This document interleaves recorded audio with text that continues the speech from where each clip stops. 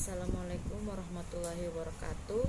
Perkenalkan, nama saya Ainisa Fitri Umar, NIM F1C117035.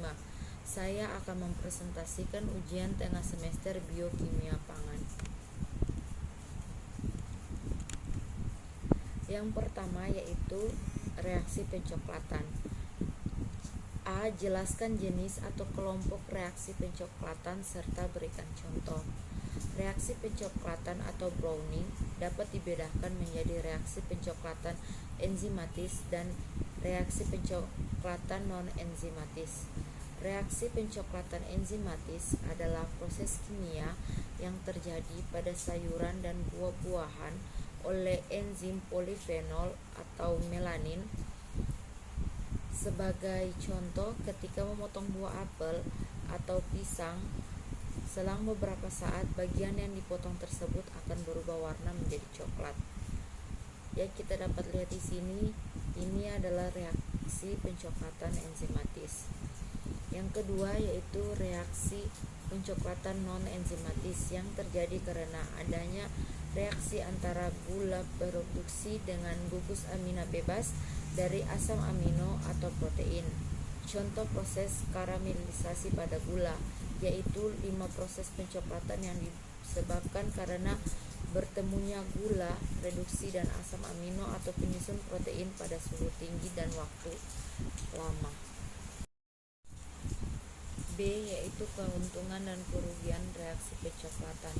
Keuntungannya yaitu meningkatkan kematangan sayuran dan buah, dan kerugian yaitu menurunkan kualitas sensoritis sehingga mengurangi minat konsumen untuk membeli sayuran dan buah. C. Jelaskan cara pencegahan efek negatif reaksi pencoklatan. Yang pertama, mengurangi oksigen, misalnya vitamin C atau senyawa sulfit. Yang kedua, mengontrol reaksi browning enzimatis dengan menambahkan enzim momentila transferase. Yang ketiga, mengurangi komponen yang bereaksi browning melalui deaktivitas enzim fenolase yang mengandung komponen Cu. Keempat, pemanasan untuk mengaktifasi enzim-enzim. Yang kelima, penambahan sulfit yang bertujuan untuk mencegah terjadinya browning secara enzimatis maupun non-enzimatis. Selain itu juga berperan sebagai pengawet. Yang terakhir yaitu pemberian asam sitrat. Soal yang kedua yaitu pengaruh proses pemasak pada makanan, yaitu pemanasan terhadap kualitas produk pangan.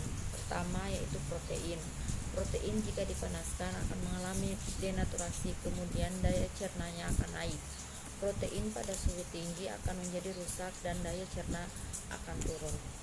Yang B yaitu lemak. Lemak jika dipanaskan akan mencair, dan lemak jika pada suhu tinggi akan teroksidasi. C yaitu karbohidrat atau gula. Karbohidrat jika ditambahkan air akan tergalaktiminasi dan daya cernanya akan naik.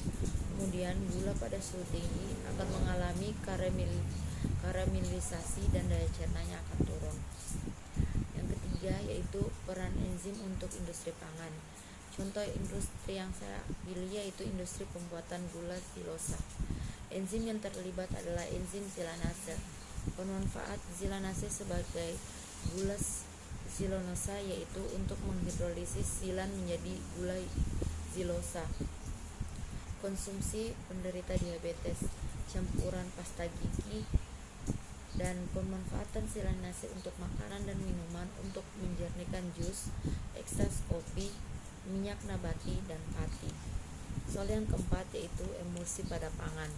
A. Fungsi emulsi pada produk pangan. Pada makanan, emulsifier berperan sebagai bahan tambah untuk mempertahankan konsistensi dan bentuk makanan serta pengembang. B. Contoh emulsifier dan penerapannya di produk pangan. Yang pertama yaitu lecithin yang penerapannya di produk es krim. Kemudian monodiacilik gliserol atau MDAG pada margarin, dextrin pada ragi, karagenan pada sosis, dan lecithin pada permen. Jelaskan penerapan emulsifier pada pembuatan es krim. Emulsi yang terjadi dalam Pembuatan es krim adalah oil in water. Proses pembentukan kristal yang terjadi dalam emulsi oil in water mempengaruhi stabilitas, rheologi, dan penampakan dari emulsi tersebut. Zat yang diemulsikan yaitu kuning telur. Yang kelima yaitu air pangan. A. Jelaskan istilah AW, RH, air bebas, dan air terikat. Aktivitas air atau AW adalah salah satu parameter hidratasi yang sering diartikan sebagai jumlah air dan bahan makanan yang dapat digunakan untuk pertumbuhan mikroba. RH atau relative humidity atau kelembapan relatif adalah satu pengukuran yang mempresentasikan jumlah titik-titik air di udara pada suhu tertentu yang dibandingkan dengan jumlah maksimum titik-titik air yang dapat dikandung di udara pada suhu tersebut. Yang ketiga, air bebas menunjukkan sifat-sifat air dengan keaktifan penuh. Air bebas dapat dengan mudah hilang apabila terjadi penguapan dan pengeringan, dan air bebas tidak dapat digunakan untuk kegiatan fisiologi. Yang keempat, yaitu air terikat, menunjukkan air yang terikat erat dengan komponen bahan pangan lainnya. Air terikat sulit dibebaskan dengan cara penguapan dan pengeringan. Air terikat dapat digunakan untuk kegiatan fisiologi. B. Pengaruh kadar air terhadap keawetan atau daya simpan produk pangan. Kandungan air dalam bahan pangan mempengaruhi daya tahan bahan pangan terhadap serangan mikroba. Untuk memperpanjang daya tahan suatu bahan pangan, sebagian airnya harus dihilangkan dengan beberapa cara, tergantung dari jenis bahan pangan tersebut. C. Metode analisis kadar air yang terbagi atas dua, yaitu metode yang digunakan metode pengeringan. Metode pengeringan, diagram alirnya yaitu yang pertama, persiapan sampel. Sampel padat disiapkan kurang lebih 10 gram, kemudian dihancurkan sampai halus dan dihomogenkan, kemudian hasil. Yang kedua yaitu penentuan kadar air sampel. Siapkan cawan atau botol timbang, kemudian dikeringkan dalam oven dengan suhu 105 derajat Celcius selama 1 jam. Didinginkan selama 30 menit dalam desikator, kemudian ditimbang botol yang telah didinginkan dan sampel serbuk ditimbang sebanyak 10 gram. Kemudian dikeringkan dalam oven dengan suhu 105 derajat selama 4 jam. Dinginkan dalam desikator dan ditimbang. Kemudian dikeringkan selama 1,5 jam dan didinginkan, kemudian ditimbang lagi sampai diperoleh berat konsisten. Kemudian dihitung kadar airnya. Yang kedua yaitu metode distilasi. Metode distilasi yang pertama yaitu pada metode distilasi pertama yaitu menyiapkan alat dan bahan. Kemudian labu didi atau Erlenmeyer dikeringkan dalam oven dengan suhu 105 derajat Celcius. Ditimbang sampel sampai kadar airnya 100 gram. Kemudian sampel dimasukkan dalam labu didi atau Erlenmeyer. Dipanaskan dengan pemanas listrik, reflux perlahan selama 45 menit dan diteruskan dalam keadaan panas yang tinggi selama 1,5 jam.